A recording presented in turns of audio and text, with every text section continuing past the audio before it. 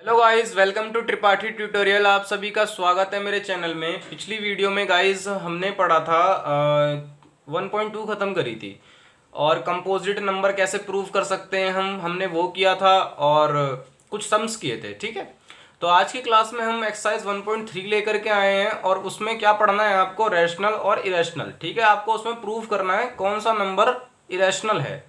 तो सबसे पहले इरेशनल प्रूव करने से पहले आपको ये पता होना चाहिए कि रैशनल नंबर क्या होता है और इरेशनल नंबर क्या होता है। तो आप लोग 9th में पढ़ के आए होंगे। अगर आप नहीं पढ़ के आए हैं, बाई चांस आपने वहाँ पे ज़्यादा ध्यान नहीं दिया पढ़ाई में, ठीक है, मस्ती में टाइम वेस्ट किया, तो मैं बताता हूँ आपको।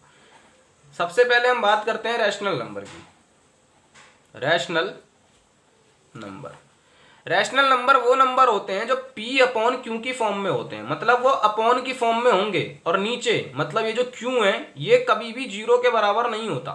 ठीक है, क्योंकि अगर किसी भी नंबर के नीचे अगर जीरो आ गया तो वो नॉट डिफाइंड कहलाता है। ठीक है, तो आप ध्यान रखिएगा कि रैशनल नंबर वो नंबर होते हैं जो P अपॉन Q की फॉर्म में होते हैं पर नीचे कभी भी जीरो नहीं आ सकता। जैसे मैंने आपसे बोला 2 और मैं आपसे पूछता हूँ क्या 2 एक रैशनल नंबर है? जी हाँ है, क्योंकि जिसके नीचे कुछ नहीं उसके नीचे 1, जिसके नीचे जीरो आ जाता है वो रैशनल नंबर नहीं होता है, बाकी सब क्या होते हैं, रैशनल नंबर होते हैं।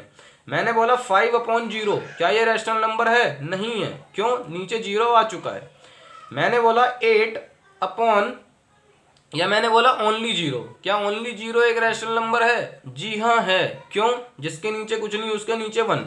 और रैशनल नंबर की प्रॉपर्टी ये कहती है कि नीचे वाली वैल्यू कभी भी, मतलब डिनोमिनेटर में कभी भी आपका जीरो नहीं होना चाहिए। ठीक है, ऊपर हो जाए चलेगा।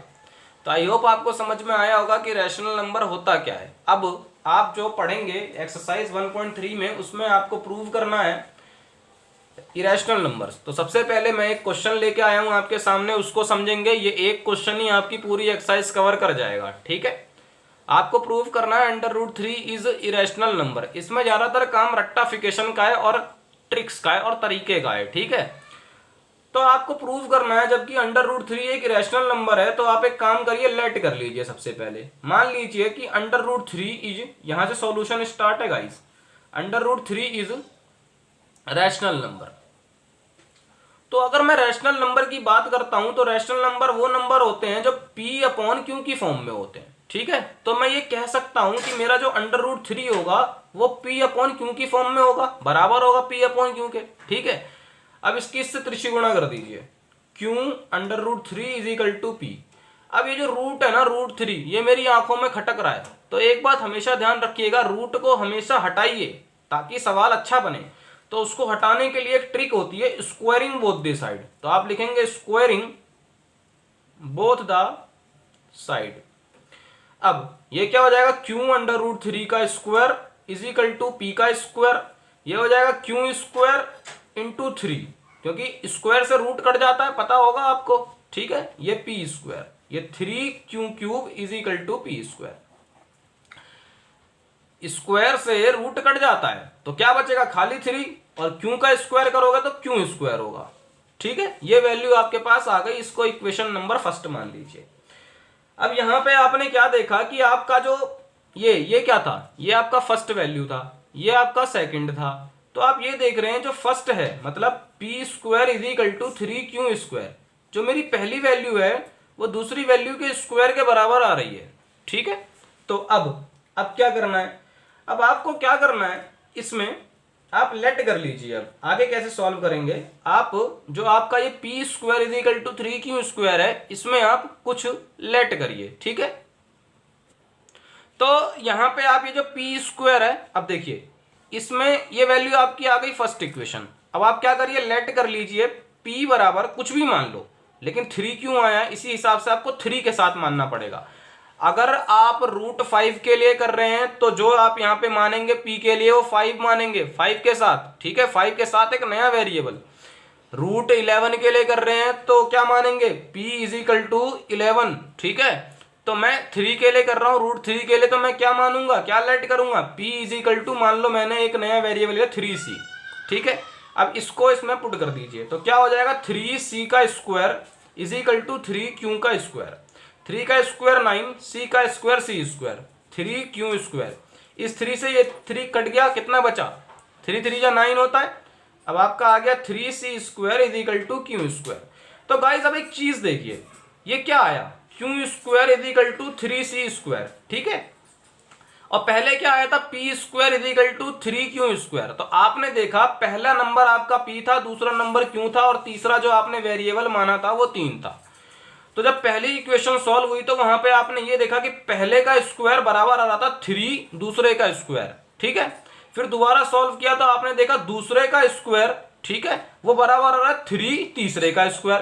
तो मतलब कुछ ना कुछ कॉमन सा ही दिख रहा है दोनों में, ठीक है। तो हम ये कह सकते हैं 3 is a common factor of किसका, Q एंड C। यहां पे आपका 3 जो है वो कॉमन फैक्टर आ रहा है Q और C के लिए।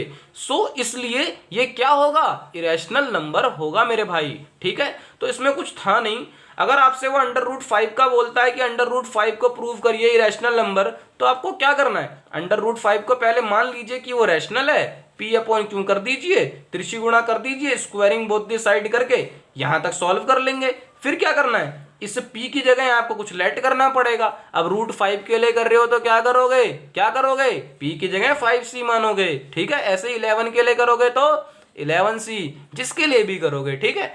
तो आई होप आपको समझ में आया होगा, ठीक है। अब आपकी बुक में कुछ क्वेश्चंस होते हैं जो कुछ इस टाइप के भी होते हैं, जैसे आपको बोल दिया कि प्रूव करो √5 - 8, ठीक है, ये इरेशनल नंबर है क्या।